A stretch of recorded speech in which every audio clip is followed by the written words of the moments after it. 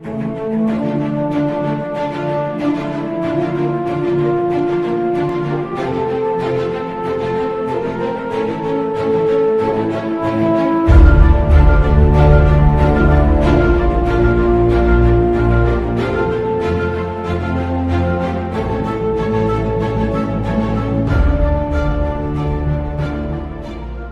sommes en plein dans l'actualité, alors que nous avons un président de la République qui se prétend désormais préoccupé par la souveraineté nationale, alors que nous avons désormais un Premier ministre qui se dit gaulliste. Nous avons besoin d'aborder ce sujet, ce tabou de la préférence nationale, alors que nous avons vu depuis plusieurs années nos industries se délocaliser, alors que nous avons vu depuis plusieurs années nos industries être démantelées, passer sous pavillon étranger. Le modèle pompidolien, c'était aussi et d'abord un patriotisme économique. À l'époque, la SNCF ne mettait pas en concurrence des entreprises du monde entier pour acheter ses rames de TGV. Sous Pompidou, on n'oubliait pas aussi de moderniser les trains de banlieue. On ne condamnait pas les Français les plus modestes à prendre le car. Le modèle pompidolien, c'était aussi un scientisme. La recherche française était le joyau du régime. On lui donnait crédit et facilité. Le nucléaire, l'aviation, le train, on ne gagnait pas à tous les coups, mais on les jouait tous à fond. Les exemples se multiplient et il n'y a eu aucun changement de politique. Alors est-ce que cela dépend de l'Union européenne avec sa préférence communautaire? Est-ce que cela dépend de notre politique nationale? C'est tout l'enjeu de nos débats, de cette table ronde.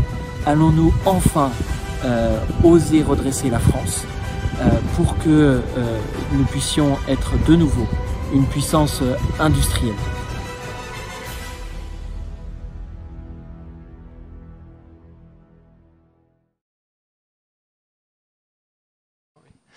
Bonjour à tous, j'ai le plaisir d'accueillir 4 invités de renom. Place à cette 3e table ronde pour ces 3e universités d'été d'Oser la France, pour le 3e tabou à lever si on veut redresser la France 50 ans après le général. Ce qui nous réunit cet après-midi, c'est le tabou de la souveraineté économique et de la préférence nationale. Alors je vais commencer avec la salle. J'ai 2 questions à vous poser.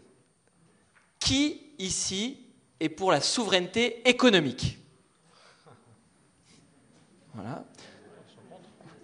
2e question, qui ici est pour la préférence nationale? Bon, je vois que le sujet semble faire consensus. Encore faut-il préciser ce qu'on met derrière ces mots. Et on commencera tout à l'heure avec chacun des intervenants par définir pour chacun ce qu'est la souveraineté économique, ce que peut être la préférence nationale. Mais même Emmanuel Macron parle aujourd'hui de souveraineté économique. Si on reprend ces termes, le 23 avril, lors de son allocution, il a même promis de reconquérir notre souveraineté économique à la fin de l'épidémie. Alors, je ne sais pas si les intervenants partagent exactement la même définition que lui. En tout cas, il nous parle de souveraineté économique européenne. N'y a-t-il pas un tabou persistant dans la concrétisation de la préférence nationale? N'y a-t-il pas aussi un problème de volonté? Ou est-ce juste un problème de cadre légal? Y a-t-il des secteurs particuliers où l'appliquer? Emmanuel Macron, toujours lui, le 14 juin, lors de son allocution, a même estimé que la première priorité est de reconstruire une économie souveraine. Il a parlé de vrai pacte productif. Mais comment s'y prendre alors que produire en France coûte plus cher parfois? Comment s'y prendre alors que certains savoir-faire ont tout bonnement, définitivement quitté le territoire? Pour aborder ces différentes questions, autour de ce tabou, 4 intervenants nous font l'honneur de participer à nos réflexions. Un grand merci à eux, je crois qu'on peut les applaudir, d'avoir répondu présent et favorablement à l'invitation de Julien Aubert. Je vais commencer par le non politique, mais qui s'intéresse à la philosophie politique. Jean-Loup Bonamy, normalien, agrégé de philosophie. intervenant dans des établissements prestigieux, auteur de plusieurs tribunes. Il y en a une qui m'a marqué, notamment le 19 mars 2020. Vous avez écrit dans le Figaro que la pandémie est révélatrice du déclin français, des fragilités stratégiques françaises. Nous avons hâte de vous entendre à ce sujet. Alors, il y en a un que je n'ai pas besoin de présenter, Nicolas Dupont-Aignan, président de Debout la France, ancien maire d'hier. Bon, on est plusieurs anciens maires, il n'y en a plus qu'un qui a résisté, mais qui a fait le choix d'être maire aujourd'hui. Ancien candidat au présidentiel de 2012 et 2017, député depuis 1997. La souveraineté économique est un thème qui lui est cher. Vous avez réfléchi au niveau de votre mouvement à 25 propositions pour le Made in France. La 14e, si j'ai bien lu, consiste à dénoncer les traités européens ne nous permettant plus de mener une politique industrielle autonome.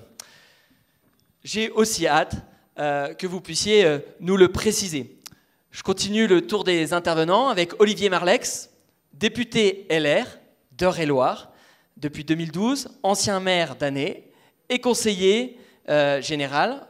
En 97, je le sais parce qu'il y a des jeunes ici qui y sont, tu as été président de l'Union des jeunes pour le progrès. Tu es très attentif à la politique industrielle. Tu as présidé la commission d'enquête sur les décisions de l'État en matière de politique industrielle, notamment dans le cadre d'Alstom, d'Alcatel et de STX. Je crois que tu vas pouvoir nous partager les leçons que tu as pu en tirer. Et enfin, quatrième intervenant, Bernard Caragnon, membre d'Oser la France, maire de Lavore. C'est là où le tour a fini hier, c'est pour ça qu'il a le maillot jaune, enfin le masque jaune. Ancien député du Tarn, avocat et maître de conférences à Sciences Po, expert de l'intelligence économique. Tu as beaucoup à nous dire sur ce thème. Déjà en 2003, tu as commis un rapport avec 38 propositions. J'espère ne pas dire trop de bêtises. Tu n'hésites pas à parler de patriotisme économique pour éviter de faire de la France un carrefour de sous-traitance. Je crois que là, on est presque déjà dans le débat, mais on a la chance d'avoir des intervenants, LR, d'Oser la France, de Debout la France. Et finalement, j'ai déjà une question. Est-ce que nous avons exactement la même définition de la souveraineté économique? Qu'est-ce qui nous différencie? Pour chacun d'entre vous, qu'évoque ce tabou de la souveraineté économique et de la préférence nationale? Et finalement, qu'est-ce que la préférence nationale? Est-ce du protectionnisme? Est-ce que cela se joue à l'échelle française ou à l'échelle européenne? Commençons par vous, Jean-Loup Benami. Je crois que vous avez beaucoup à nous dire. Vous avez notamment écrit ce que pourrait être l'ADN de la droite, que c'était le protectionnisme. Mais je vous cède la parole. Alors, on va remettre nos masques à chaque fois qu'on arrête de parler et on l'enlève quand on parle.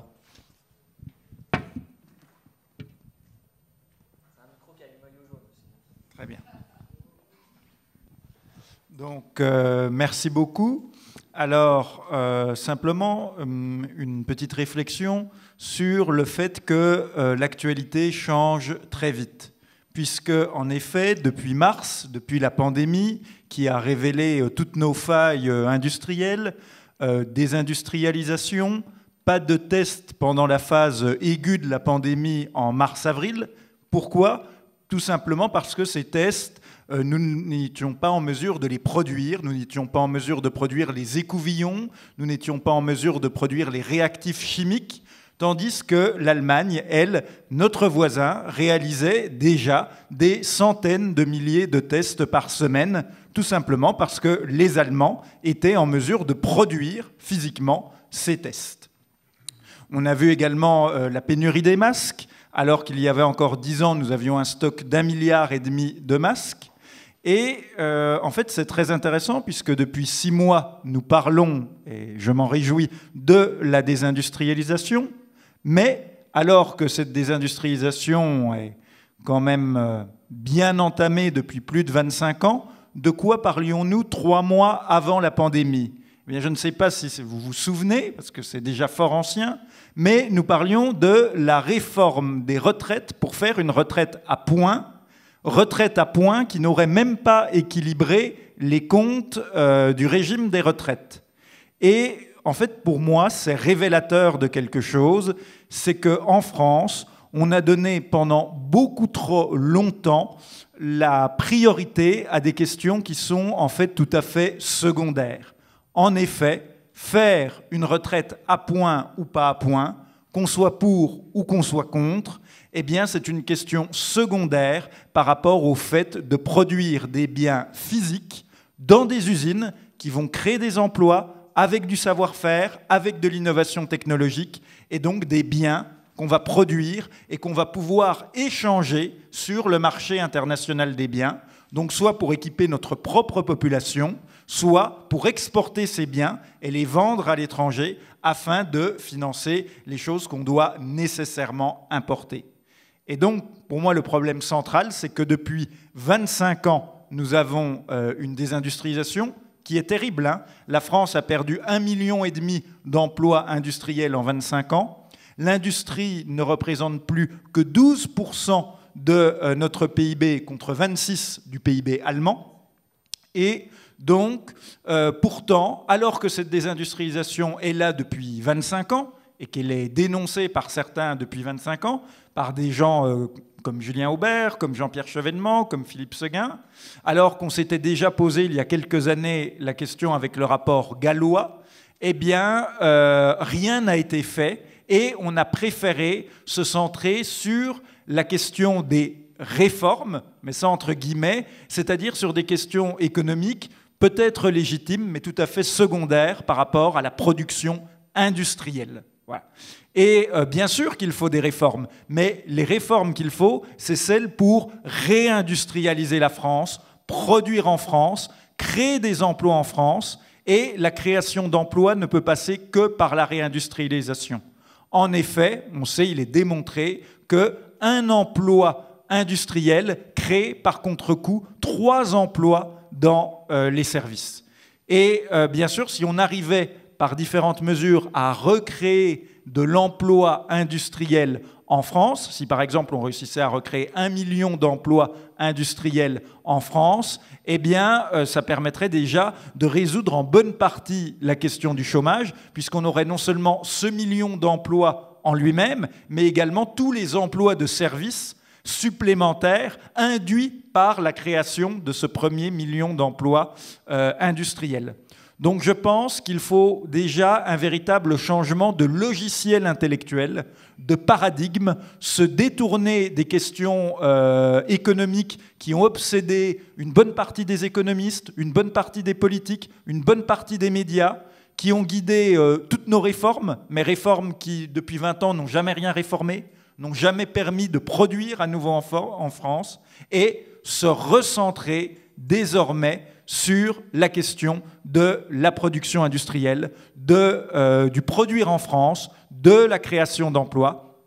Et je pense que c'est vraiment quelque chose d'absolument fondamental. La pandémie l'a révélé, mais le problème était déjà là. Donc il faut espérer que ce révélateur nous permette de changer d'approche intellectuelle. Et en plus de ce changement d'approche intellectuelle, de cette révolution intellectuelle, où il faut, pour l'instant nous marchons sur la tête, il faut se remettre à l'endroit et marcher sur ses pieds, eh bien il faudra également beaucoup d'audace et je pense à des mesures fortes, à des mesures vraiment radicales, parce que la situation est tellement grave, elle est tellement catastrophique que nous ne pouvons plus nous contenter de demi-mesures. Voilà. Nous ne pouvons plus financer, composer, tolérer. Il faut vraiment, alors je pense qu'on reviendra dessus pendant l'heure, et des mesures concrètes qui soient vraiment dans la tradition gaulliste, en fait, capables de renverser la table. S'il y a une chose que nous a apprise le gaullisme, en plus bien sûr de la politique industrielle gaulo-pompidolienne dont parlait Éric Zemmour dans la vidéo de présentation, eh bien c'est de manière générale ce que nous a appris le gaullisme et ce qui est dans l'ADN de la droite, en tout cas de la droite bonapartiste et gaulliste, eh bien c'est cette capacité à renverser la table et à sortir des demi-mesures.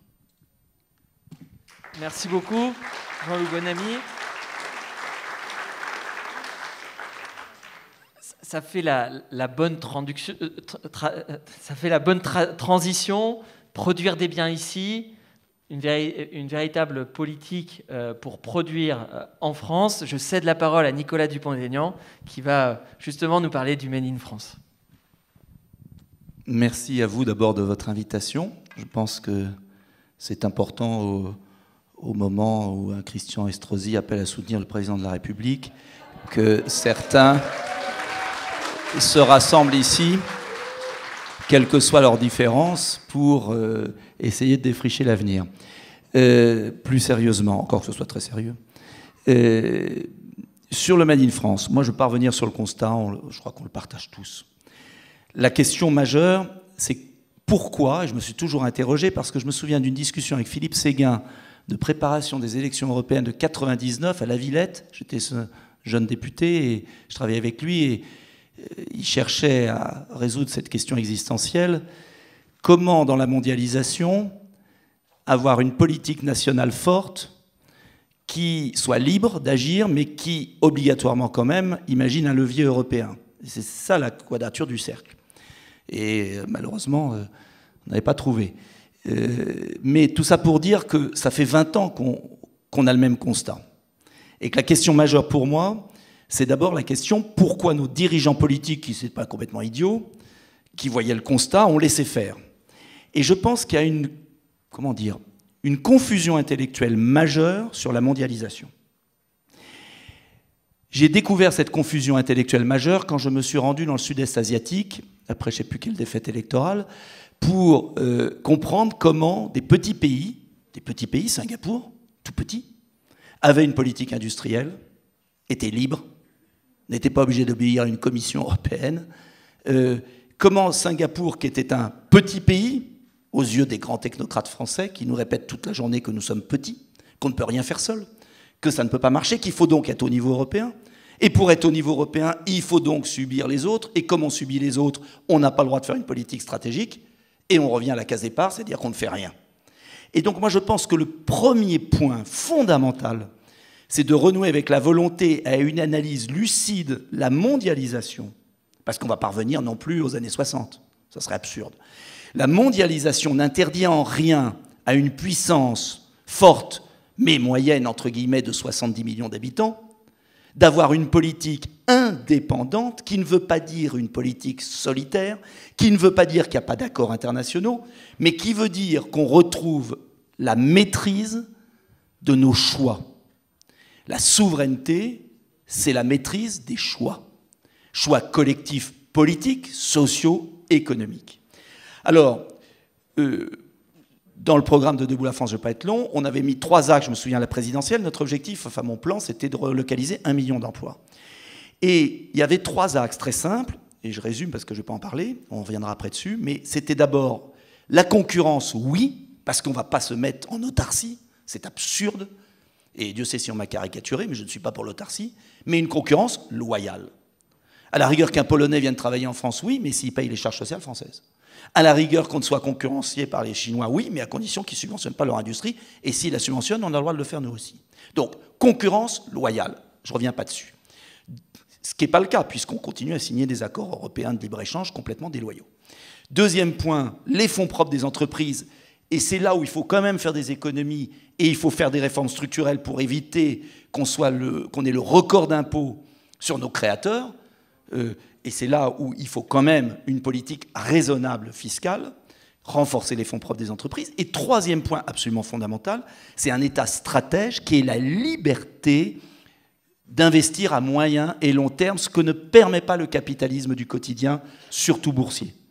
Et on voit très bien qu'aujourd'hui, parce que, et c'est là où je reviens à l'Union européenne, tout n'est pas lié à l'Union européenne, bien évidemment, mais une grande partie du défaitisme, de la résignation de nos dirigeants, c'est qu'à chaque fois qu'ils ont une idée qui est positive, soufflée par un intellectuel, un chef d'entreprise ou un autre, on leur dit, quand ils vont à Bercy ou ailleurs, ah ben non, ça on n'a pas le droit.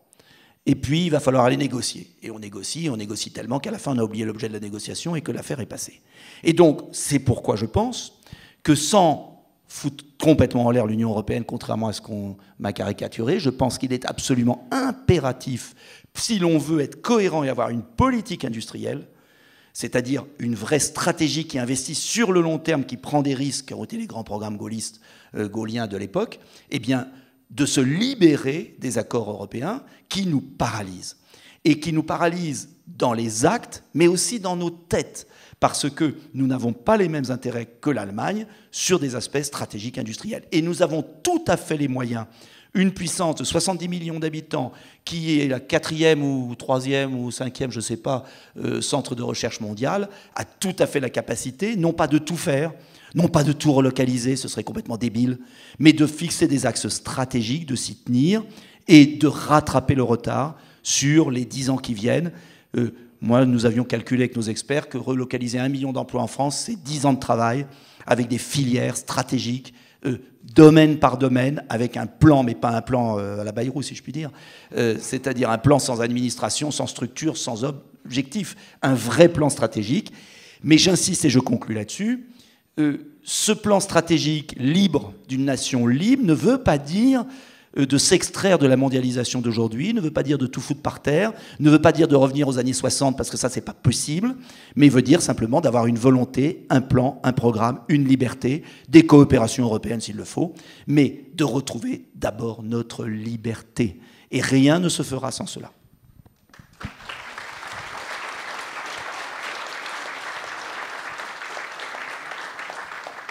Merci Nicolas Dupont-Aignan. On voit bien que ce sujet de la politique industrielle est un élément qui fait débat. Aujourd'hui, nous avons au pouvoir quelqu'un qui était déjà là comme secrétaire général adjoint de l'Élysée, puis comme ministre de l'économie, à un moment où on a perdu des fleurons. C'est à ton tour, Olivier, de pouvoir nous éclairer sur est-ce qu'on peut lui faire confiance demain pour continuer à défendre nos intérêts stratégiques.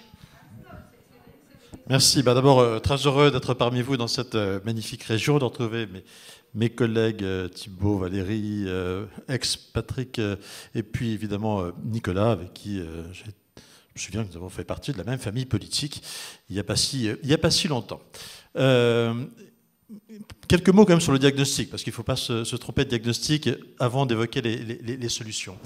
Moi, pour essayer de voir clair sur un sujet, prendre un peu de hauteur, plutôt que de faire appel à François Bayrou, c'est une méthode, enfin on verra ce que ça donne, j'aime mieux relire le général de Gaulle, parce que je pense qu'il y a quelques constantes dans l'histoire de France, et en fait les problèmes qu'il a rencontrés en revenant au pouvoir en 1958 n'étaient pas si éloignés de ceux qu'on retrouve aujourd'hui. Et moi, il y a deux anecdotes qui m'ont frappé, c'est un peu plus que des anecdotes d'ailleurs, dans les mémoires d'espoir. Il dit, quand je reviens en 1958, tous mes interlocuteurs dans les ministères, partout, n'en ont plus que pour le supranational. Le supranational. En clair, la France, ça ne les intéresse plus. Il faut du supranational, c'est ça qui est à la mode. Et ça, on sent évidemment, lui qui s'est battu et qui a sauvé l'honneur de la France, on sent à quel point ça lui est insupportable et détestable. Et la deuxième anecdote là, vraiment qu'il rapporte, il dit quand j'arrive en 58, les hauts fonctionnaires du Quai d'Orsay viennent me voir et me disent mon général, on a signé le traité de Rome l'année dernière, mais vous inquiétez pas, on peut s'asseoir dessus, on a tout prévu, on peut ne pas honorer la parole de la France. Et le général de Gaulle, il dit deux choses. Il dit en fait non, on va faire ce marché commun parce qu'on en a besoin. Faisant référence, un économiste comme Jean-Louis Bonamy en parlerait mieux, mais du fait que le territoire, l'espace en économie, c'est une donnée très importante. On peut avoir les plus belles usines du monde, si on n'a pas un espace où les vendre, il ne se passera pas grand-chose. Et donc De Gaulle, à ce moment-là, il anticipe le fait que comme on abandonne l'empire colonial, il faut qu'on retrouve un espace économique dans lequel rendre la France prospère. Et puis le deuxième élément, donc il dit oui l'Europe, oui à la construction de ce marché, mais on va se battre pour défendre les intérêts nationaux. Et notamment, il est choqué de voir que les Allemands, dans le traité de Rome, ont défendu leur industrie, et que la France n'a pas défendu ce qu'elle avait à défendre, notamment qui était son agriculture à elle, et c'est le premier dossier dont il s'empare. Alors qu'est-ce qui s'est passé depuis, Nicolas a fait allusion à Maastricht, donc c'est peut-être même au-delà des 25 ans en réalité, c'est depuis au moins 30 ans. En fait, en France, je pense qu'on a vraiment retrouvé, on est revenu à cette fascination pour le supranational, qui d'ailleurs n'a jamais rien dû totalement au hasard. Hein. Le supranational, la fascination pour notamment les Américains, etc. On a découvert quand même, enfin on sait aujourd'hui que dans les années 50, elle a quand même été entretenue par les Américains, qui n'avaient pas forcément envie que la France que l'économie européenne soit une vraie puissance autonome. Et peut-être qu'aujourd'hui, on retrouve d'ailleurs un peu les mêmes éléments de fascination de l'extérieur. Je pourrais rentrer dans les explications si vous voulez. Et puis on a fait preuve de cette espèce de naïveté où on a tout accepté en même temps au nom d'idées un peu chimériques, un peu idéalistes. On était militants, un peu béats de cette idée européenne, là où tous les autres pays ont pied à pied défendu leurs intérêts économiques les plus essentiels. Donc il y a un bouquin très intéressant qui est paru d'un économiste américain qui s'appelle H.K. Modi, professeur d'université américain, qui raconte ça s'appelle l'euro, une tragédie en 9 actes. Et il raconte comment c'est la France, en réalité, qui a demandé l'euro. C'est la France qui a voulu l'euro. C'était notre lobbying. Pendant ce temps-là, les Allemands, ils ont fait quoi? Les Allemands, ils n'étaient pas demandeurs, ils avaient leur marque, tout allait très bien.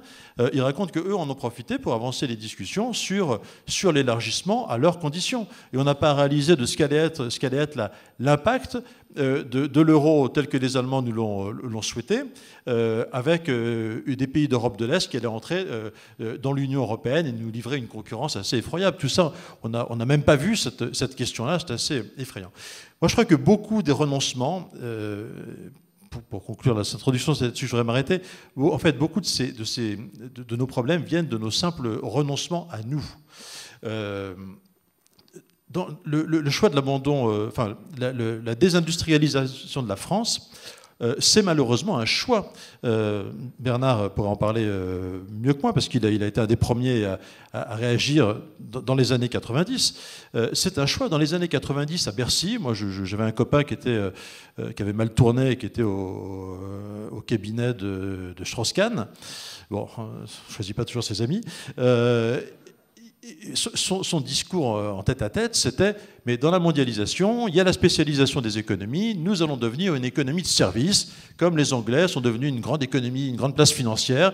Nous n'avons pas d'avenir autrement, il faut devenir une économie de service. L'industrie, on s'en foutait. Ça, c'est un choix national. C'est absolument pas la faute de l'Europe. Certaines décisions européennes ont pesé sur notre économie, mais ça, c'est d'abord un choix français. Quand on vend Alstom à General Electric en 2014, tu m'as un peu tenté, j'ai parlé d'Alstom, et qui nous fait perdre au passage toute notre souveraineté nucléaire. Aujourd'hui, on n'est plus capable de faire des centrales nucléaires 100% françaises clés en main. On était une des 6 puissances au monde capables de le faire. On ne sait plus le faire tout seul. On a besoin d'un partenaire américain ou autre. Eh bien, c'est Emmanuel Macron. Personne ne nous y obligeait. Et on a même d'ailleurs des outils reconnus par l'Europe qui nous permettent de nous opposer à des ventes que nous considérons comme contraires à nos intérêts stratégiques. Ça ne l'a pas empêché de réitérer l'année suivante. Aujourd'hui, il nous fait un grand baratin sur la 5G, la Startup Nation, etc. Sauf que la France avait une pépite, là aussi, dans le domaine des technologies de communication, qui était Alcatel. Alcatel, c'est à la fois, je ne sais pas si vous le savez, mais c'est à la fois, aujourd'hui, les câbles sous-marins d'Alcatel assurent, aujourd'hui encore, 80% du trafic de l'Internet mondial. C'est dire l'objet précieux que c'était. Bon, on a vendu ça sans se poser la moindre question. Alcatel, c'était aussi notre seule capacité de recherche en matière de 5G. On avait des milliers d'ingénieurs sur la 5G chez Alcatel. Eh bien, on a laissé partir ça chez Nokia, finlandais, sans se poser la moindre question. Tout ça, ce n'est pas l'Europe qui nous y obligeait. Et aujourd'hui, ça continue. 2 exemples très récents. Je me tais parce que je vois que Thibault s'impatiente. Je ne sais pas si vous l'avez vu, mais il y a quelques jours, on a choisi de faire héberger les données de santé des Français. D'ailleurs, c'est assez intéressant parce que c'était un institut qui avait un nom français, on lui a donné un nom anglais déjà, parce qu'on dit non sur nos ambitions en termes de souveraineté, donc le health data, je sais pas quoi. Eh bien, au lieu de faire héberger ces données qui sont hyper sensibles, inutile de dire que des données aussi sensibles, on n'est pas obligé de passer un appel d'offres. On choisit de gré à gré, c'est des questions, même l'Europe le tolère. Eh ben, on est allé choisir Microsoft, alors qu'on a ce qu'on appelle une licorne dans l'hébergement de données qui s'appelle OVH. Donc on fait des choix totalement aberrants. Je pourrais reprendre l'exemple, quand la DGSI a eu besoin, au moment des attaques terroristes, de trouver un logiciel espion un petit peu, enfin de surveillance un peu efficace.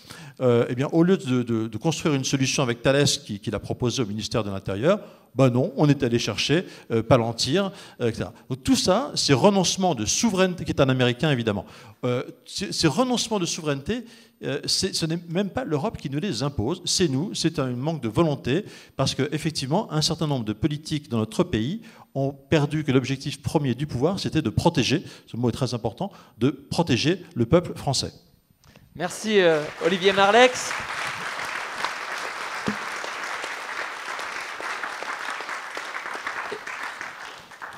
Être gaulliste aujourd'hui, c'est être pragmatique et surtout faire appel à du volontarisme. Et je crois que dans ce que tu nous as dit, Olivier, il ne faut pas renoncer. Et ça, c'est quand même une parole forte. Il y a besoin d'un espace, il y a besoin d'une volonté, mais je crois qu'il y a aussi besoin d'une intelligence économique, Bernard. Je vais garder celui-là. Merci à Julien Aubert d'avoir pris l'initiative de nous faire travailler sur la question du tabou et des tabous. Revenons dans le fond à cette question philosophique. Qu'est-ce qu'un tabou? C'est quelque chose que l'on s'interdit de dire ou de faire, qu'on essaie parfois de transgresser, mais en tout état de cause, c'est toujours une privation de liberté. Et si le patriotisme économique est un tabou, il faut s'interroger sur le cheminement de ce tabou, comme en psychanalyse ou en psychiatrie. J'ai lancé cette expression de patriotisme économique en 2003, effectivement, à l'issue d'un rapport que m'avait commandé le Premier ministre de l'époque, Jean-Pierre Raffarin, un libéral, un peu démocrate chrétien. Et cette expression, je l'ai lancée dans le silence des médias et le mépris des élites. Je me souviens que chaque fois que j'utilisais cette expression dans les médias, dans la presse, à chaque fois on me collait comme contradicteur, tantôt Alain Minc, tantôt Élie Cohen, tantôt un mec un peu de droite, tantôt un mec un peu de gauche, pour cisailler l'argumentation que j'essayais de faire prévaloir. Lorsque j'ai lancé cette expression, auquel j'ai consacré un bouquin, des centaines de conférences, etc., j'ai essayé de comprendre pourquoi les classes dirigeantes françaises, universitaires, politiques, administratives ou économiques, étaient rétives à cette expression qui était pourtant parfaitement naturelle selon moi. D'abord parce que le mot de patriotisme renvoie à l'un des mots les plus beaux de l'Occident, la patrie, c'est-à-dire le lieu des pères, ce qui nous rattache par la terre aux pères, et par les pères à la terre, c'est-à-dire l'enracinement, l'identité, sans laquelle on n'est rien. L'expression avait été utilisée, je dois le dire une fois, par Lionel Jospin à la tribune de l'Assemblée nationale, au lendemain des attentats du 11 septembre, quand il s'agissait de surmonter le traumatisme que pouvaient faire peser sur l'économie les attentats des tours jumelles. Et donc, il avait lancé cette idée, mais sous la forme d'un patriotisme en quelque sorte de consommateur. Moi, j'ai voulu faire tout à fait autre chose. Un patriotisme de producteur. En partant de quelques idées très simples. La première, c'est qu'il était impératif que le marché soit subordonné aux politiques. Et par conséquent, il fallait une politique publique qui permette de protéger nos entreprises juridiquement, technologiquement, financièrement, médiatiquement. Il s'agissait de les accompagner sur les marchés internationaux, d'éclairer en quelque sorte les cibles internationales, d'influencer ou de peser sur les organisations internationales techniques ou politiques, afin d'élaborer des normes juridiques ou techniques, et enfin d'élaborer un référentiel de formation. Donc une politique publique. L'idée même d'une politique publique apparaissait un peu détestable. Je me souviens 2 ans plus tard, je fais un rapport sur les questions de politique industrielle en commission des finances. Et Pierre Ménieri me dit avec un petit sourire de commisération, mais dans le fond, tu es colbertiste. J'ai dit, tu me décores. J'ai dit, je suis gaulliste, tu es démocrate chrétien. Tu es dans une stratégie de locataire et moi de propriétaire. Nous ne sommes pas du tout dans le même logiciel.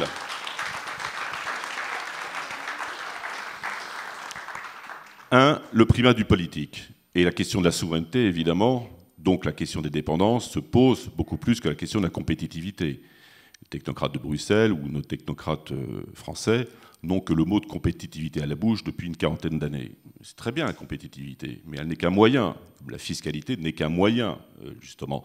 Au service de quoi? Au service de la puissance. Notre pays n'a pas vocation à devenir un siège de holding, à l'instar de la Belgique ou des Bataves, ou du pays des Bataves. Nous avons une histoire de puissance et c'est celle-ci qu'il convient de restaurer. La deuxième chose, il fallait s'atteler à un deuxième tabou, qui était celui de la nationalité des entreprises. Une fois, je fais une conf à l'ENA à Strasbourg, et il y a un jeune énarque, à la fin, au moment du lâcher de questions, qui me dit, mais vous savez, là aussi avec le même mépris, qu'est-ce que c'est dans le fond, à l'époque de la mondialisation, monsieur le député, qu'une entreprise nationale? Est-ce que vous ne trouvez pas ça un peu daté? J'ai dit, quel est votre prénom? Alors il me dit, je ne sais pas, Jean-Pierre ou Jean-Marc. J'ai dit, mon cher Jean-Pierre, je suis content que vous m'ayez posé la question, parce que partout où j'ai évoqué ces sujets, il y a toujours eu un con pour me poser cette question, et aujourd'hui, le con, c'est vous. Alors évidemment, ces petits camarades qui étaient dans un esprit de compétition cruel ont largement applaudi, et le garçon, je suis allé ensuite le voir pour lui dire, je suis confus d'avoir été un peu dur avec vous, mais c'est naturel, votre question est parfaitement naturelle, vous n'êtes pas responsable, on n'a pas cessé de vous former votre ADN, en quelque sorte, intellectuel, à l'aune des dépendances. Bon.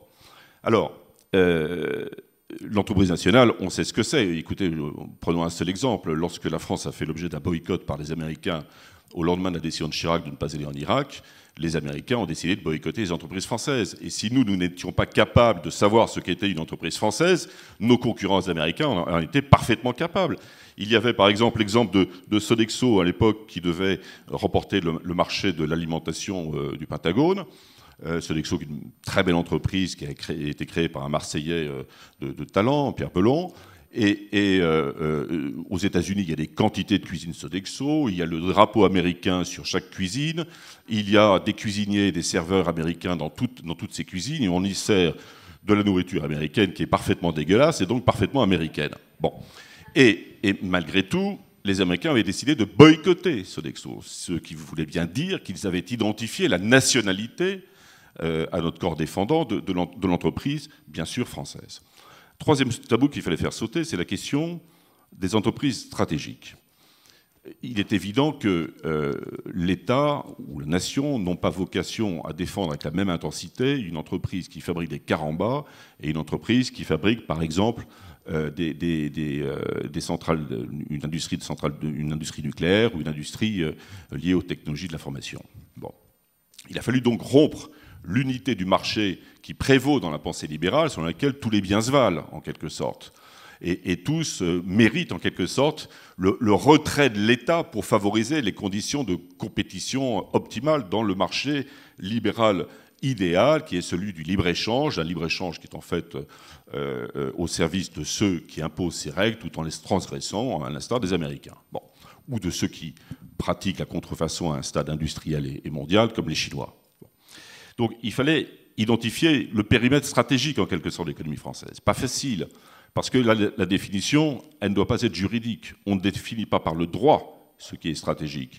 Nous avons commis l'erreur dans le passé, et j'avais tensé Dominique de Villepin à l'époque, qui avait voulu par décret modifier le périmètre des activités sensibles françaises. Résultat, celui qui avait été à l'époque...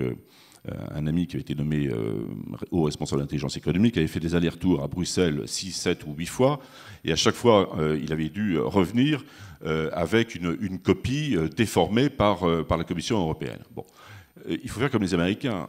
Ce qui relève de la sécurité nationale nécessite tous les moyens de l'État fédéral au service de l'entreprise américaine. un biscuit de guerre devient un objet alimentaire stratégique parce qu'il y a le mot de guerre. Je caricature à peine. Mais la notion de sécurité économique nationale aux États-Unis, couverte en quelque sorte par le CFIUS, vous savez, qui est le comité de surveillance des investissements étrangers aux États-Unis, permet là aussi de s'opposer à tout investissement étranger non désiré, insusceptible. La décision est insusceptible de recours puisque ce n'est pas une décision juridique qui est prise, mais une décision politique. C'est pris dans l'opacité la plus totale parce que le secret s'impose aux décisions du CFIUS. Bref, voilà une solution qui est idéale en France, si ce n'est en Europe. Il fallait ensuite s'interroger justement sur la question de nos indépendances. Je n'aime pas tellement le terme de souveraineté au singulier. Je le préfère au pluriel.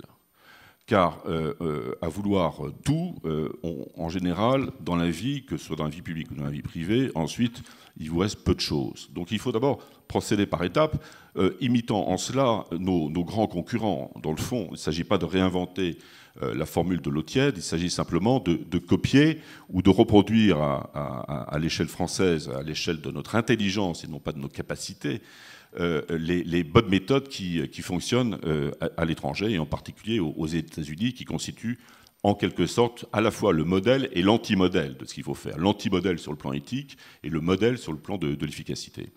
Enfin, l'analyse donc de nos dépendances doit nous conduire à avoir une vision très en amont de la politique industrielle. Je vais vous donner un exemple récent. La Chine a fait connaître à la fois ses turpitudes à travers l'épidémie, puisque c'est un virus chinois, il faut bien l'appeler par son nom, et en même temps sa compétitivité économique ou son sens de ses intérêts stratégiques en nous fournissant les masques dont nous avions besoin pour répondre à l'épidémie qu'ils avaient propagée. Bon. Les Chinois, ils ont décidé de mettre le paquet sur les questions industrielles, non pas parce qu'ils sont chinois et communistes, mais simplement parce qu'ils ont compris que l'industrie était au carrefour de toutes les puissances. C'est la puissance parce que l'industrie est le moteur de la recherche, parce que l'industrie c'est le moteur des exportations, parce que l'industrie c'est la condition de la promotion sociale, à la différence des activités de service, où la promotion sociale est beaucoup plus lente et beaucoup plus difficile, beaucoup plus ardue. Et enfin, parce que c'est le moteur de nos indépendances et de notre souveraineté, c'est-à-dire de notre puissance. Et les Chinois, il y a 20 ans, se sont assignés l'objectif d'être les premiers au monde dans le domaine industriel. Comment ? Ils ont d'abord essayé de trouver quelles étaient les filières industrielles qui étaient les filières les plus pertinentes pour s'assurer une suprématie. Ils sont appuyés sur ce qu'avaient fait les Japonais et sur ce que les Américains avaient fait en s'appuyant sur les Japonais, etc. Ils ont construit leurs propres modèles et leurs propres priorités, les batteries de véhicules électriques, tout ce qui tourne autour des technologies de l'information et de la communication, etc. Bon. Il n'y a pas un secteur stratégique qui ait échappé à leur sagacité. Et puis, ils se sont dit, qu'est-ce qui conditionne le développement d'une industrie moderne ? Ce sont des matériaux et des minerais dits rares, c'est ce qu'on appelle les terres rares. Il y en a 17 dans le monde. La Chine n'en a pas beaucoup. La Russie a la totalité de la palette et la Chine et l'Afrique a également la totalité. Alors qu'est-ce qu'ils ont fait ? Ils ont développé une diplomatie économique très particulière, c'est-à-dire qu'ils ont monté des contrats léonins avec les États les plus véreux de la planète africaine, et ils se sont ainsi adossés à l'exploitation de mines et de ressources locales à travers des contrats, je vous dis léonins, payés naturellement par la corruption d'une manière très large, côté laquelle les Français ou les Israéliens sont des naïfs, et ainsi ont conquis la maîtrise absolue de la production et de l'exploitation des terres rares dans le monde, 97%. Bon. Terres rares dont certaines sont utilisées par exemple par Thales, puisque cette entreprise française a été citée tout à l'heure, et qui permet aux Chinois également de jouer sur les cours de ces marchés d'une manière parfaitement spéculative et en même temps parfaitement politique. Voilà. Donc le patriotisme économique, c'est dans le fond l'adossement de toutes ces politiques et de toutes ces analyses, l'adossement naturel, ce n'est pas un mot grossier, vous connaissez tous Romain Gary, qui a été un grand résistant et un grand écrivain français, qui disait « Le patriotisme, c'est l'amour des siens, quand le nationalisme, c'est la haine des autres ». J'ai souvent utilisé expression au départ un peu pour blanchir ma démarche intellectuelle, et ensuite parce que dans le fond, c'est la vérité vraie. Le patriotisme économique, c'est la politique, enfin, de toutes les autres puissances, à l'exception de la nôtre, et c'est en tout cas, ce n'est pas l'horizon intellectuel de l'Europe et des technocrates de Bruxelles. C'est la raison pour laquelle il faut chercher, en s'affranchissant des contraintes européennes, à développer notre propre modèle et dans le fond, de défendre et de promouvoir nos intérêts dans le respect de la réciprocité. C'est ça le patriotisme économique. C'est la défense et la promotion de nos intérêts dans le respect de la réciprocité, ce qui le distingue du protectionnisme. Voilà. Merci Bernard Carayon pour ces éclairages. C'est riche d'enseignements au niveau des différents intervenants, puisque Jean-Loup Bonamy nous a parlé de produire ici, c'était très important, avec des réformes profondes. Nicolas Dupont-Aignan nous a dit qu'il fallait retrouver notre maîtrise, notre liberté avec un État stratège. Olivier Marleix nous a parlé de volonté avec des outils qui existent et dont il faut se saisir. Et Bernard Carayon, avec des mots bien choisis, a pu nous amener. On va passer maintenant à un jeu de questions-réponses où je vous demande vraiment des réponses très courtes, où je vais essayer de vous faire réagir par rapport à ce que vous avez dit les uns les autres. Tout d'abord, j'ai entendu parler de souveraineté au pluriel, et je comprends bien dans l'esprit d'un patriote économique ce que ça veut dire, mais il paraît qu'une certaine Nathalie Loiseau pense que les souverainetés peuvent s'additionner. Et donc j'aimerais que vous puissiez, Jean-Loup Bonamy, nous donner votre définition de ce qu'est la souveraineté. Est-ce qu'elle est divisible? Est-ce qu'elle s'additionne? Est-ce qu'elles peuvent se cumuler? La parole est à vous. Réponse très courte. Alors, simplement, je sais qu'on s'est beaucoup moqué de l'expression de souveraineté européenne d'Emmanuel Macron, mais selon moi, elle ne me paraît quand même pas complètement absurde. En fait, je pense qu'il y a deux types de souveraineté en fonction du point qu'on adopte. Il y a la souveraineté nationale, et qui me paraît indispensable dans certains cas, et la souveraineté européenne qui, elle, s'applique plus à une concurrence mondiale. Je vais donner deux exemples pour être très bref. Premier exemple, c'est les sanctions infligées par les États-Unis à la BNP pour ses activités commerciales avec l'Iran, donc une amende de plusieurs milliards de dollars imposée par les États-Unis à la BNP. En ce sens, là, il pourrait très bien y avoir une illustration de souveraineté européenne si jamais l'Europe prenait la décision de frapper par des mesures de rétorsion les banques américaines, par exemple la banque Goldman Sachs, dont on sait qu'elle a aidé la Grèce, État européen, à truquer ses comptes. Donc là, on a un exemple de souveraineté européenne possible. Et autrement, face à la Chine, on pourrait très bien imaginer un autre exemple de souveraineté européenne, c'est-à-dire de revenir à l'idée gaulliste d'un marché commun libre, où les nations européennes seraient concurrentes les unes les autres dans un marché libre et sans protection entre elles, mais où ce marché commun, lui, se protégerait par un protectionnisme européen de la concurrence déloyale du reste du monde, par exemple en frappant par des taxes anti-dumping, par des quotas d'importation, les exportations à destination de l'Europe qui viennent de pays déloyaux. Merci Jean-Loup Bonamy. Là, il nous faudrait 1 heure, Julien, si tu nous le permets, mais je crois que si Hobbes était toujours là, il aimerait faire un débat philosophique avec vous sur est-ce qu'on peut limiter la souveraineté. En tout cas, Olivier Marleix, j'ai vu que vous étiez en train de... vous vouliez réagir, mais allez-y. Malgré tout le respect et l'admiration que j'ai pour les travaux de Jean-Loup Bonamy, moi, je pense que parler de souveraineté européenne, c'est quand même ouvrir la porte à toutes les confusions et à tous les renoncements. La souveraineté, il n'y a qu'une souveraineté sur un territoire donné, sur un peuple donné, un endroit donné. Il n'y a qu'un seul souverain, c'est le peuple français. C'est l'article 3 de notre Constitution. La souveraineté, elle est nationale. On ne peut pas empiler les souverainetés sur un même territoire.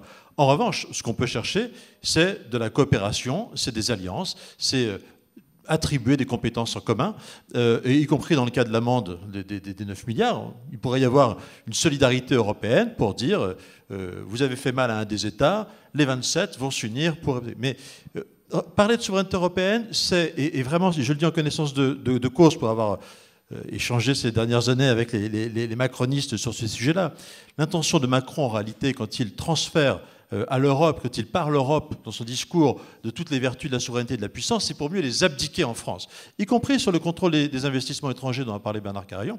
Il s'en est fallu de peu pour qu'on ne délègue pas totalement ces compétences à l'Europe.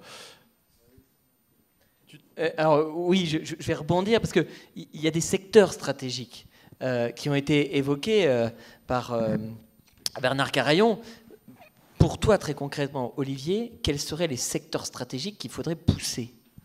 Alors, deux choses, si tu permets. Avant, je voulais, par rapport à ce qu'a dit Bernard, pour que tout le monde en soit conscient, le Jean-Pierre de l'amphithéâtre des années 90, malheureusement, aujourd'hui, il faut savoir qu'il s'est multiplié et qu'il est au pouvoir, avec Emmanuel Macron. Et moi, j'en ai la preuve. Les réunions de la commission d'enquête que j'ai présidée sur Alstom vous avez encore les vidéos en ligne, et vous aviez un rapporteur de cette commission d'enquête qui a été choisi par la majorité. Alors il ne s'appelle pas Jean-Pierre, il s'appelle Guillaume Kasbarian. Et Guillaume a passé le premier mois de la commission d'enquête, c'est-à-dire 6 mois, le premier mois, à chaque séance, il répétait « Les investisseurs n'ont pas de passeport, les investisseurs n'ont pas de passeport, les investisseurs n'ont pas de passeport ». C'était son leitmotiv. Donc aujourd'hui, c'était vraiment la doxa dominante de la Macronie, ce qui amène quand même à relativiser tout ce que nous dit M. Macron aujourd'hui sur la souveraineté économique française à laquelle il fait semblant de croire désormais.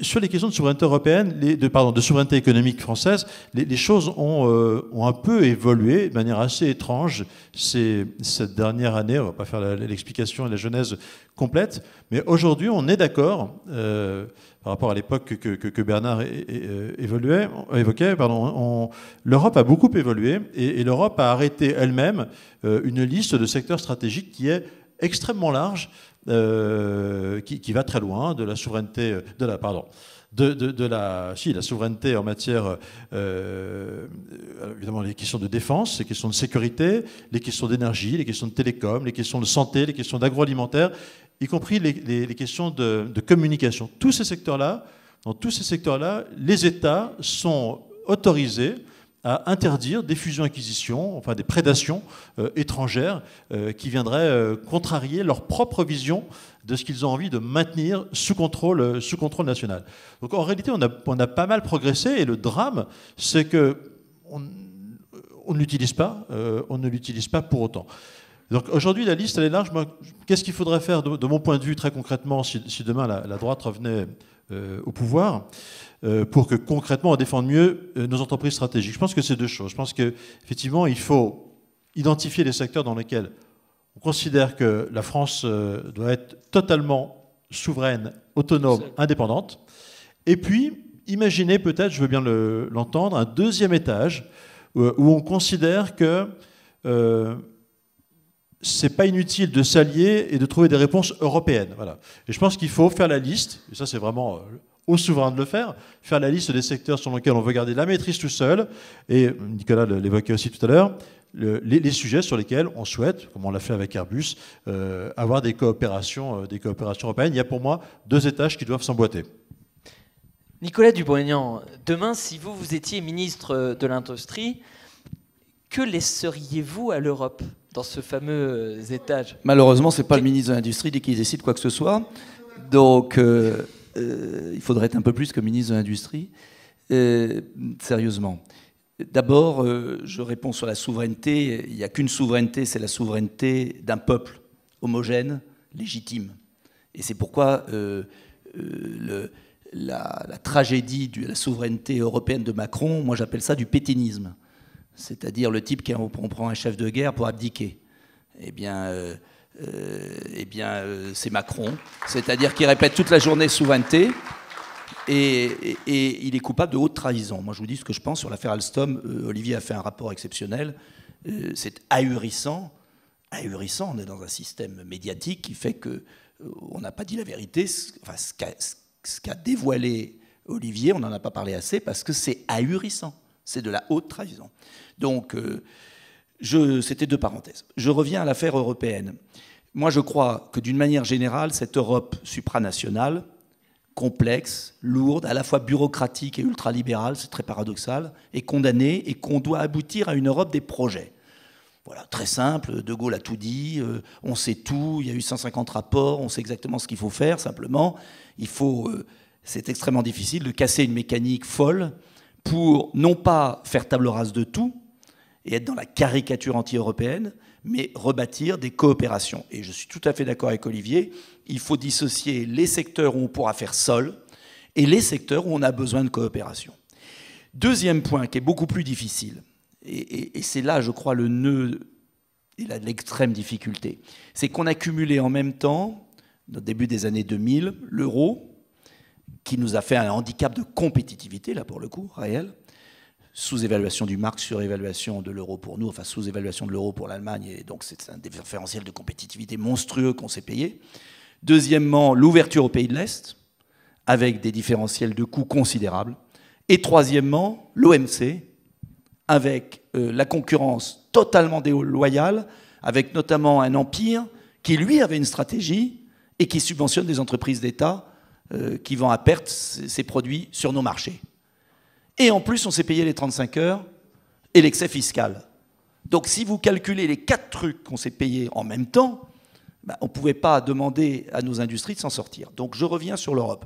Pour moi, il faut absolument faire exploser ce système de directives, car si Olivier a raison sur le fait qu'il y a une prise de conscience, parce que l'Allemagne commence aussi à voir que la Chine va la concurrencer, malgré tout, quand on voit la monstruosité du nombre de directives, les détails dans lesquels on va, obligatoirement sur chaque point où un homme politique français ou un ministre veut prendre une décision pour défendre son industrie ou défendre son économie, il y a toujours un règlement, une directive qui empêche. Et donc il faut vraiment retrouver une marge de manœuvre, c'est impératif. Des trucs tout cons, l'étiquette Made in France, elle est autorisée pour certains produits agricoles, elle n'est pas autorisée pour certains produits industriels. On pourrait multiplier les listes d'actions toutes simples de bon sens qu'on pourrait prendre au niveau national et qui ne peuvent pas être possibles à cause de l'Union européenne. Donc vraiment, se dire que l'Europe va s'arranger et va s'améliorer, je ne le crois pas. Je crois qu'il faut vraiment un changement, ce qui ne veut pas dire de ne pas bâtir des projets européens. Dernier point, il y a plein de choses qu'on peut faire bien évidemment au niveau national, et d'ailleurs que les Allemands font, que les Danois font, que quantité de pays font, parce qu'ils n'ont pas le culte absolu de l'administration, et ils n'ont pas un État qui s'est mis au service des normes européennes, parce que leur État, à eux, défend l'intérêt national et tourne les normes européennes. Et on sait très bien que quand les Allemands veulent quelque chose, ils l'obtiennent, soit qu'ils influencent Bruxelles et qu'ils tapent du poing sur la table, soit qu'ils trichent avec toutes les règles européennes. Donc je dirais, pour résumer, qu'il faut à la fois en finir avec les règles de l'Union européenne, bâtir une Europe des nations sur des projets, et deuxièmement, retrouver notre marge de manœuvre mentale. Mais cela veut dire aussi ne pas être soumis à des intérêts. Car là, c'est tout le problème, et Bernard Carayon l'a dit, du politique vis-à-vis de l'économique. C'est toute la question. Est-ce qu'on a un chef d'État et est-ce qu'on a des ministres qui dépendent des oligarques? Parce que nous sommes dans la sorte de la Russie d'Elstine, où les oligarques décident et où le président de la République est la marionnette de ces oligarques, parce que c'est ça la réalité. Il faut arrêter de se mettre... On est face à un président qui a été élu par des oligarques, qui est mis en place par des oligarques et qui applique la politique des oligarques. Et quelles sont les victimes? Ce sont les PME, les TPE, tous ces gens qui bossent, qui travaillent, qui sont surchargés de charges, alors que des multinationales ne payent pas leurs charges. Et dernier point, j'ai fini, c'est la remise en cause des accords internationaux, c'est la remise en cause des accords de libre-échange, où l'Europe a très mal négocié ces accords de libre-échange. Et je vous signale qu'ils sont en train de négocier un accord avec la Chine, je ne sais pas si vous avez vu. Il y a un accord absolument délirant négocié par la Commission de Bruxelles.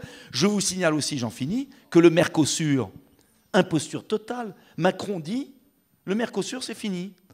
Mais le Mercosur, c'est pas fini, il est signé par la Commission.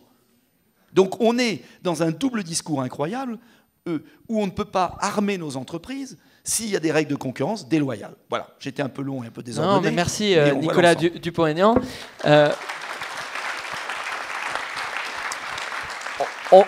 On me dit dans l'oreillette deux choses.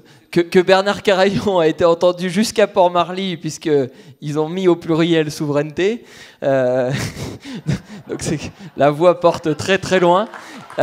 Mais plus sérieusement, alors, Bernard, je te demande vraiment une réponse courte, mais en même temps, je sais que tu as beaucoup à dire. C'est pas possible. Je sais que c'est pas possible. Mais après, il faut qu'on laisse un peu de temps à la salle.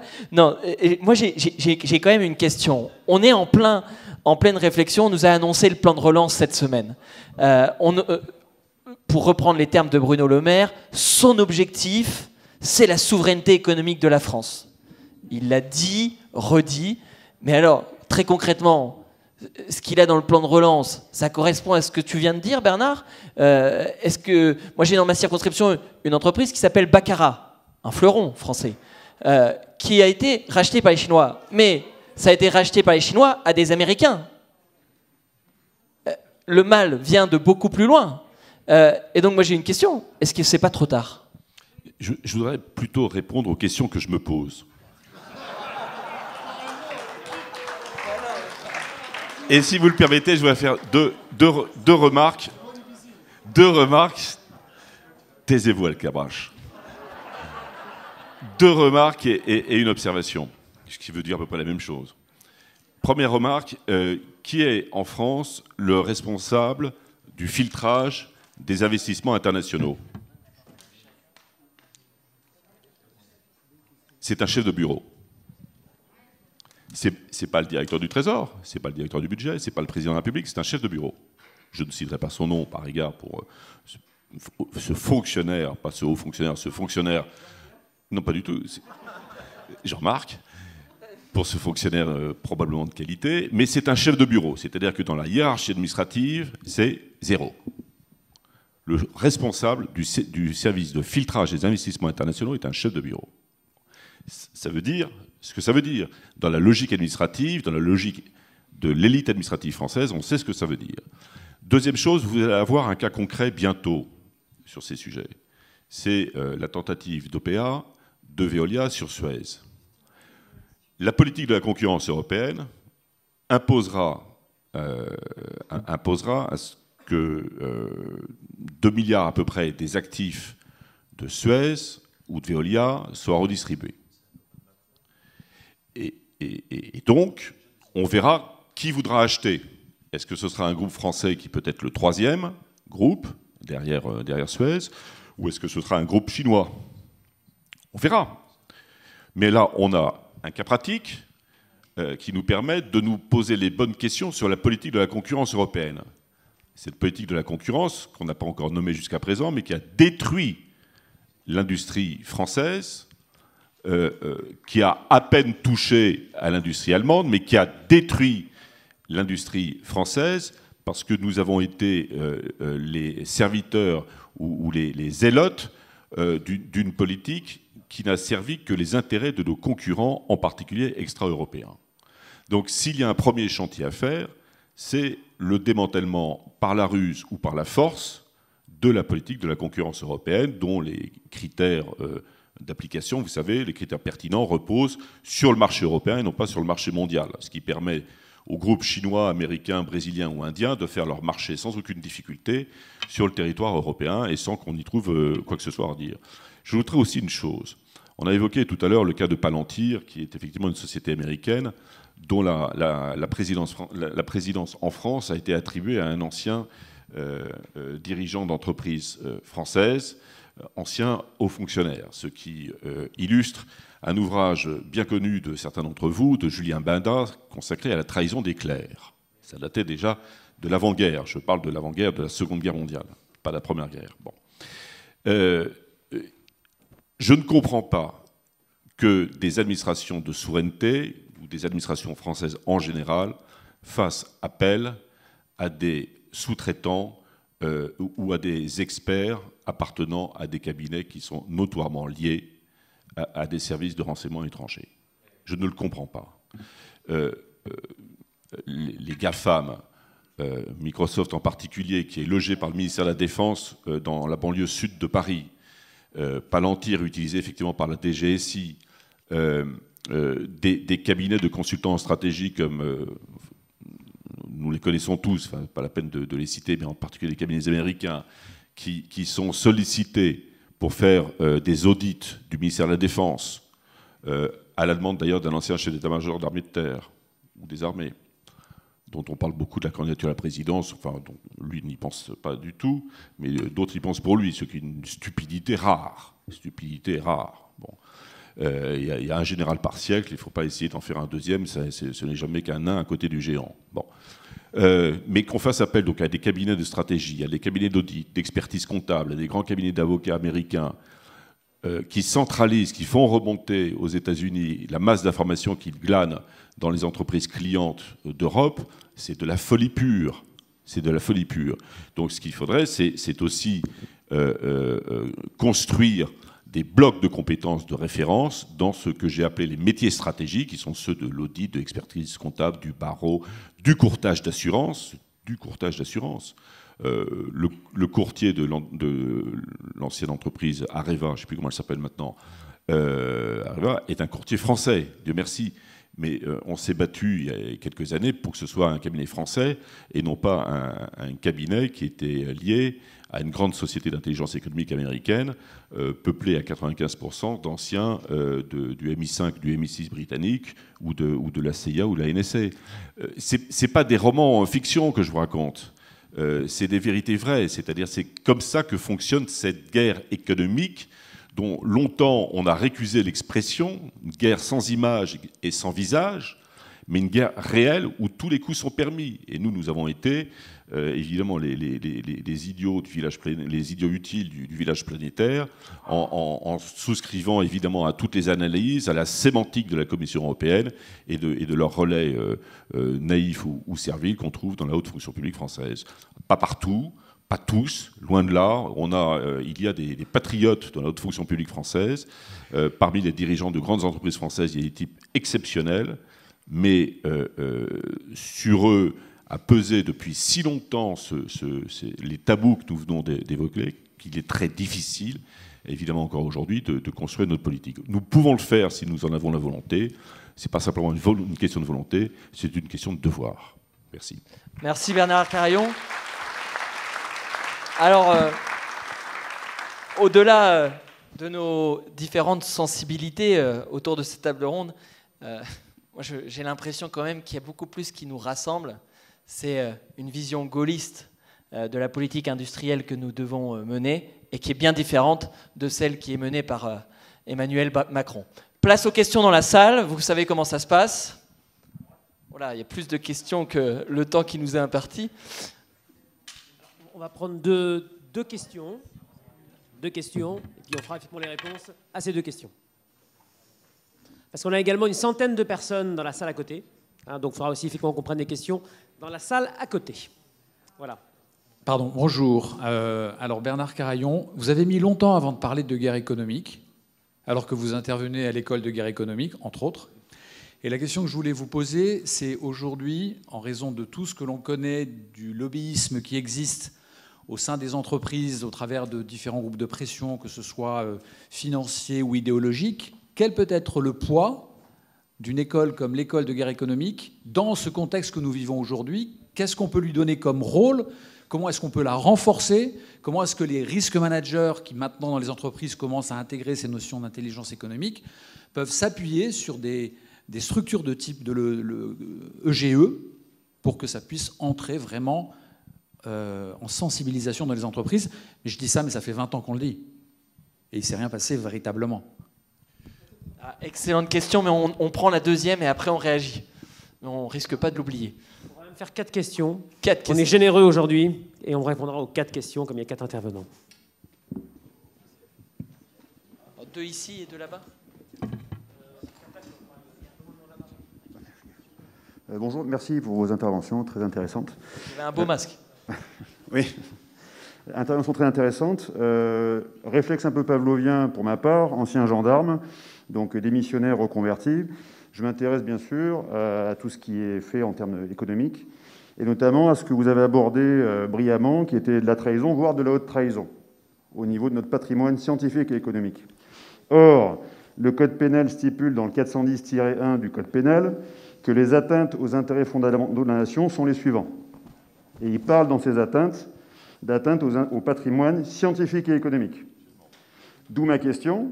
Si demain nous avons des responsables politiques qui, tantôt par crédulité, tantôt par absence de conscience de ce qui se passe en guerre économique, voire dans des situations plus graves, vendent, bradent notre patrimoine scientifique, culturel, économique. Est-ce que ce code pénal peut être utilisé par nos représentants pour, on va dire, à minima, inquiéter les personnes qui sont en situation de prendre ces décisions à notre détriment?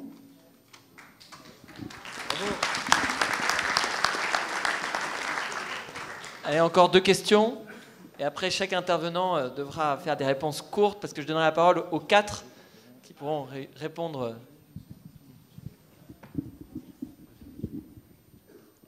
C'est une question pour à la fois Olivier Marleix et Bernard Carayon. Est-ce que vous pouvez revenir 5 minutes sur Suez et Veolia? C'est un très bon exemple, c'est l'actualité. Qu'est-ce qu'il faut faire alors? J'avais cru comprendre que le droit européen est en train d'évoluer quand même pour dire on ne peut plus comme ça, au nom d'un dogme concurrentiel, empêcher l'émergence de champions européens, fut-ils nationaux ou véritablement européens. Je crois que ça avait bougé, donc ça n'a pas bougé. Et deuxièmement, qu'est-ce que vous feriez, vous, pour Veolia et Suez? Parce que Suez ne veut pas de cet opéra, entre guillemets. Quatrième question.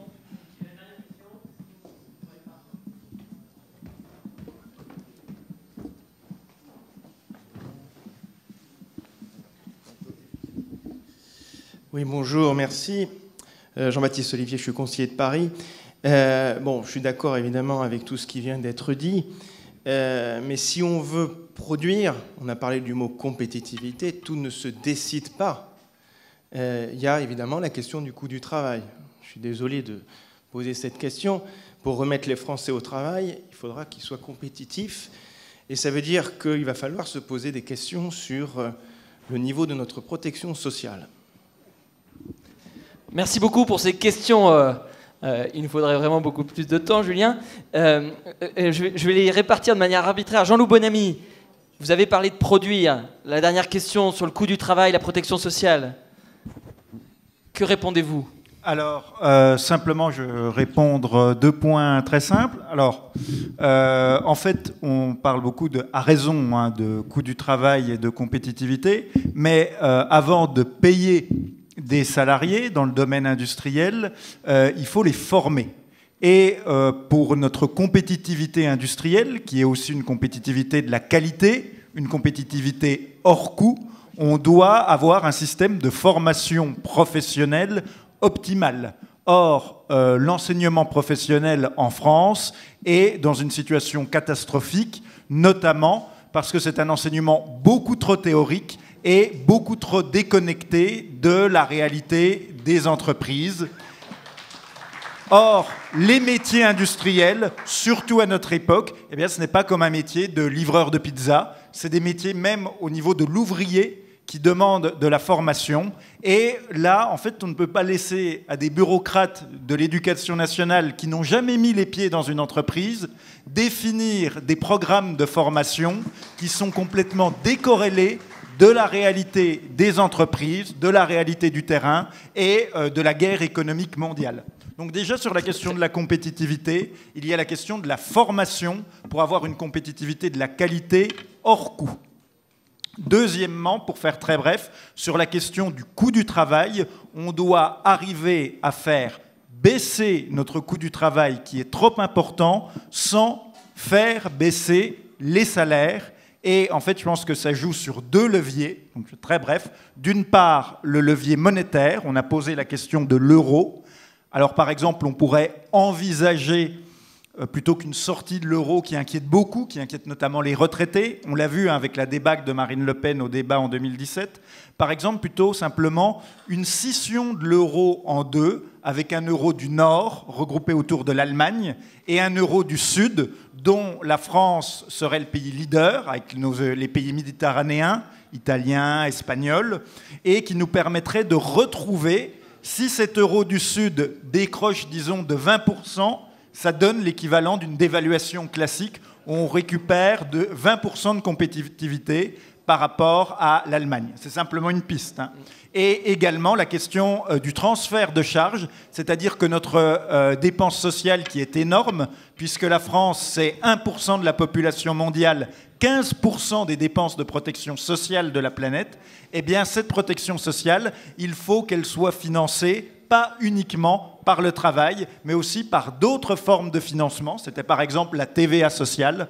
Donc pour moi, les deux questions, c'est retrouver une compétitivité coût grâce à l'instrument monétaire, à la dévaluation, à la scission en 2 euros pour nous découpler de l'Allemagne, et à la TVA sociale. Et d'autre part, j'y reviens parce que pour moi c'est fondamental, les Allemands, les Coréens, les Singapouriens l'ont bien compris, revenir à une vraie formation professionnelle de qualité au contact des entreprises.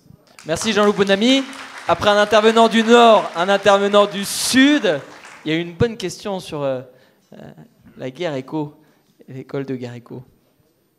Oui, c'est bien que l'école de guerre économique soit citée parce que malheureusement, elle est à peu près la seule dans le monde universitaire à dispenser des enseignements sur ce que l'on appelle maintenant plus familièrement la guerre économique, comme on parle plus facilement de guerre monétaire, de guerre commerciale, de guerre des brevets, etc. Mais c'était des expressions, là aussi, tabous il y a encore une dizaine d'années. Parce que par définition, le marché est le champ clos de rivalité pacifique. Alors que, dans le fond, nous parlons de guerre entre amis, le plus souvent, ou de guerre parfois avec des ennemis politiques, mais c'est pour l'essentiel la guerre commerciale, une guerre entre amis.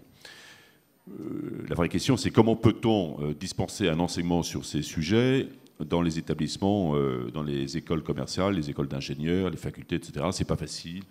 On a essayé, sous Nicolas Sarkozy, de lancer un référentiel de formation. On n'est pas parvenu. Dans l'université, c'est quasiment impossible parce que c'est une discipline transversale qui fait appel à des connaissances juridiques, un peu technologiques, économiques, financières, etc. Et l'université a une vision, vous le savez, très verticale de ces enseignements.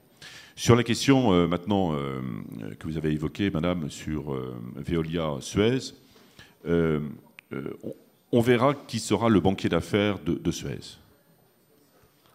Si c'est Rothschild et compagnie, si c'est Rothschild, ça voudrait dire que l'opération est libre. Si Rothschild n'est pas le banquier d'affaires de Suez, ça veut dire que l'opération est pilotée par l'Élysée, que le patron de Veolia a les coups des franches. Alors, il y aura forcément des rétrocessions, en quelque sorte, de marché sur un certain nombre de secteurs dans lesquels le groupe Veolia serait en position dominante selon les critères de la Commission européenne. Donc la question que je pose, c'est qui va acheter? La question se pose également dans l'affaire Bombardier, Alstom Bombardier. Bon, l'usine de Reichshofen est mise sur le marché, en quelque sorte. Bon, qui va la racheter? Est-ce que c'est le Chinois? Est-ce que c'est un Brésilien? Est-ce que c'est un Espagnol? Est-ce que c'est un Européen ou un non-Européen? Bon. Les mots commencent à évoluer. C'est-à-dire que la bêtise ontologique de la Commission européenne, autodestructrice de la Commission européenne, commence à se dissiper. Ils sont sensibles aussi aux protestations des peuples. Et c'est la raison pour laquelle le combat politique contre la Commission doit s'intensifier. Et il doit venir de tous les côtés. Ce n'est pas un hasard s'il y a des contestations qui viennent d'un philosophe comme Michel Onfray, de politiques venant d'horizons de l'extrême gauche, de la droite nationaliste. Bon, c'est plutôt bon signe. Si elle recule, il faut continuer à l'enfoncer. Et on l'enfonce par le discours politique et par l'action politique. Merci Bernard Carayon. Nicolas Dupont-Aignan, on avait eu aussi une bonne question d'un ancien gendarme, si j'ai bien retenu. La question du gendarme. L'article 410. L'article 410, mais vous savez, malheureusement, il y a un moment où c'est la politique qui doit remplacer le droit, parce que c'est la volonté du peuple qui devra chasser les oligarques. Et voilà, c'est ça la question. Et ça renvoie d'ailleurs, et je remercie Julien Aubert de son invitation, ça revient à est-ce que on attend 2027 en disant, comme ça m'exaspère quand j'entends des gens dire, et je conclurai là-dessus, Ah, 2022, de toute façon, qu'est-ce qu'on peut, Macron va être élu, machin, etc. Mais vous imaginez le pays s'il faut subir encore 7 ans de Macron? Moi, j'appelle ça un pillage collectif. Et c'est pourquoi j'emploie le terme d'oligarque. Et l'affaire Suez, mais il y a l'affaire... Sur tous les sujets, il y a l'aéroport de Paris, s'il n'y avait pas eu le Covid. Enfin voilà, bon, il y a tout. Et c'est la question majeure. Et moi, je pense que ces dialogues que nous avons sont fondamentaux, parce que c'est même pas qu'il y a des choses qui nous rassemblent, c'est qu'on pense exactement la même chose. Bon, donc... Non mais... c'est quand même un problème. Et je pense sincèrement que dans l'histoire de France, il y a toujours de longues périodes de déclin et il y a des sursauts plus rapides qu'on ne le croit. Et je pense qu'on arrive vraiment au terme de cet été, que ce soit en termes de délinquance, en termes d'évolution politique, en termes de prévarication publique, financière, on arrive à une conjonction des phénomènes. Alors moi, je ne sais pas si le sursaut sera dans 6 mois, dans 2 ans ou dans 10 ans, ce qui à l'échelle de l'histoire est rien du tout. Mais ce que je sais, c'est qu'on n'y arrivera que si les patriotes et les républicains, d'où qu'ils soient, sont capables de s'entendre et à un moment donné de proposer l'alternative qui rassure, mais qui est aussi une vraie rupture, une rupture rassurante. C'est une problématique qui est le sujet, donc je pourrais presque introduire la prochaine table ronde, à laquelle je n'ai pas été convié parce que je pense que ça aurait été trop dangereux pour Julien Aubert. Et donc, j'assisterai de ma place, cher Julien, et peut-être que je poserai une question. Merci en tout cas de votre invitation.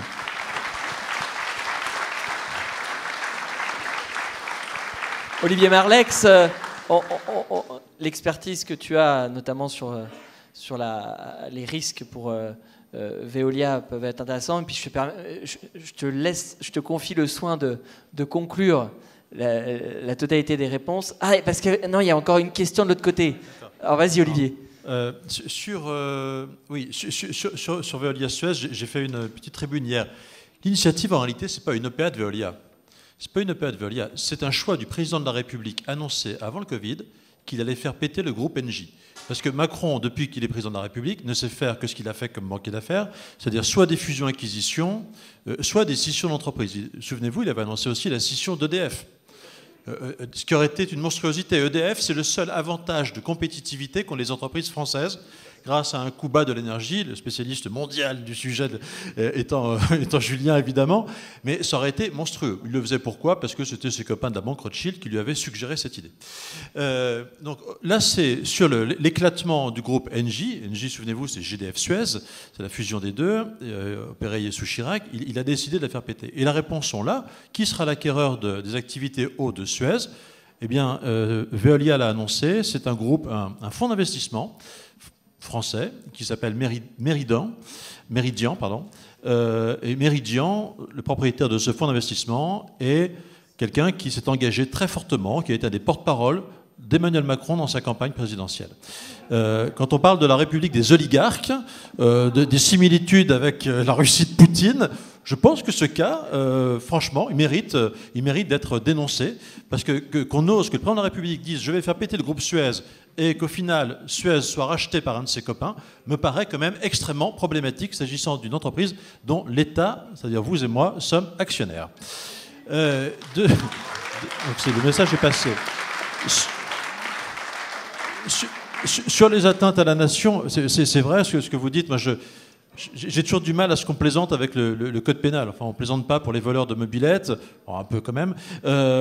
Mais par contre, effectivement, pour certains délits ou crimes inscrits dans le code pénal, on s'en fiche, et notamment les atteintes à la nation. Alors ça, tout le monde s'en fout. Bon, malheureusement, j'ai regardé, au moment de l'affaire Alstom, j'ai regardé la question. En fait, il y a eu zéro poursuite depuis 100 ans sur ce sujet-là. Il y a eu une tentative sur un cadre de Michelin, je crois, il y a quelques années, avec en même temps de la haute trahison. Mais en réalité, il n'y a pas de poursuite. La seule solution, c'est qu'il faudrait que des générations et des générations de magistrats soient passés par l'école de guerre économique avant de pouvoir ouvrir ce genre de poursuite. Et puis, il y avait une dernière petite question qui m'avait intéressé. Oui, non, la compétitivité. Dans l'actualité, moi, sincèrement, les 20 milliards d'euros de cadeaux sur les impôts de production, en réalité, c'est les impôts locaux. C'est pour ça que Bercy a mis dans la tête des chefs d'entreprise du patronat depuis 2 ans qu'il fallait faire péter les impôts de production. C'est parce que ce ne sont pas les impôts de l'État, ce sont les impôts des collectivités locales. Bon, moi, j'aurais préféré très sincèrement que le gouvernement remette 20 milliards d'allègements sur les charges sociales, parce que ça aurait eu un effet pour l'emploi qui m'aurait paru, et pour notre compétitivité, qui m'aurait paru peut-être plus immédiat. Je me tais parce que Thibault s'énerve. Alors... Non, vas-y Olivier, t'avais encore un truc. Voilà. Non, et puis il y a un vrai sujet, alors ça ne réglera pas la question demain, mais si on veut rééquilibrer cette Europe, il y a un sujet sur lequel il faut que la France tape du poing sur la table, c'est l'Europe sociale. Parce qu'effectivement, la disparité, l'absence... L'Europe n'est même pas un marché, tellement la différence à l'intérieur de ce marché est importante. C'est contraire à toutes les règles du libéralisme qui veut qu'un marché il soit d'abord harmonieux, il soit régulé. Quand le coût du travail il va de 1 à 8 entre la France et la Tchéquie, ça ne peut pas être un marché unique. Et l'Europe devrait effectivement se saisir, donc elle ne le fera pas spontanément. L'Europe sociale... Relisez Pompidou. Pompidou a dit dans son discours d'accueil des chefs d'État et de gouvernement au sommet de l'Élysée en 1972, une phrase que de mémoire, pardonnez-moi, c'est pas totalement exact, mais il a dit « Si on ne fait pas l'Europe sociale, les disparités économiques seront telles que ce ne sera plus soutenable. » 1972, regardez où nous en sommes aujourd'hui, je me tais parce que Julien aussi s'énerve. C'est un bel enseignement, mais je crois que c'est très important parce qu'on est en plein dans l'actualité sur le plan de relance avec cet écart entre les mots et les actes. Et finalement, Jean Castex qui disait l'homme des territoires, on voit bien qu'il y a une réelle atteinte au territoire à travers les propositions qui sont dans le plan de relance. Alors, on me dit qu'il n'y a pas de questions dans la halle, mais je vais quand même poser la question. Antoine, est-ce qu'il y a une question, on peut en prendre une, rapide, dans la halle? Non, toujours pas de questions dans la halle. Bon, donc, très bien. On va pouvoir remercier nos 4 intervenants. On a du pain sur la planche pour oser redresser la France.